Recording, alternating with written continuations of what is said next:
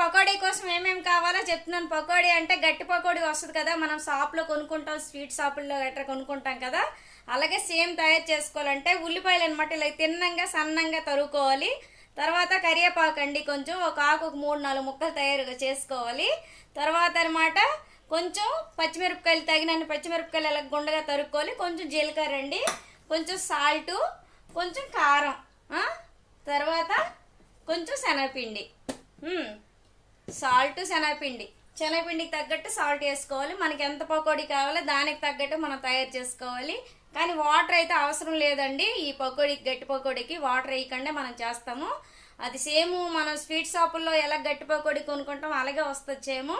అది నేను చూపిస్తున్నాను మీకు చేసి. అందుకోసం అనమాట నేను ఈ వీడియో అనమాట లాంగ్ వీడియో లింక్ పెడతాను. లాంగ్ వీడియోలో ఎలాగ పకోడీ వస్తుంది, నేను ఎలాగ ఇవన్నీ కలుపుతాను మీరు అందులో చూడండి.